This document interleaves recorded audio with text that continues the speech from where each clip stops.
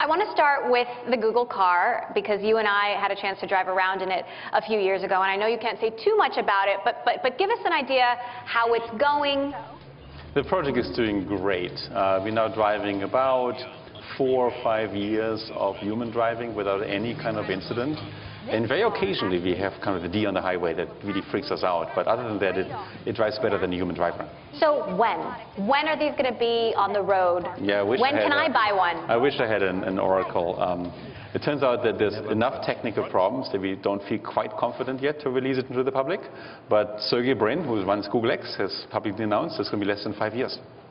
So, let's talk a little bit about innovation. Because you're a guy who, through Udacity, you have a wire into engineers and designers and aspiring entrepreneurs, and you're also a big thinker. How good do you think the innovation is that we're seeing in the ecosystem? Are you disappointed in it, in that it's too focused on social, mobile, local apps? Or do you think that entrepreneurs out there are thinking big enough?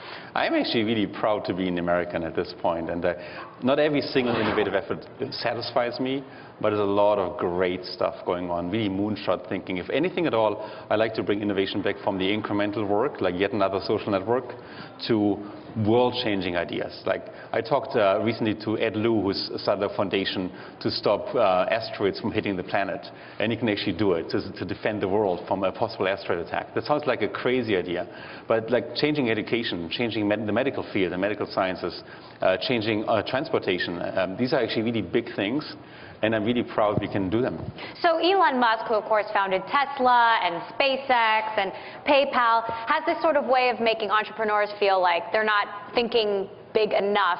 Do you disagree with him on that front? I think most of us aren't thinking big enough, I agree. And most of us aren't thinking logically.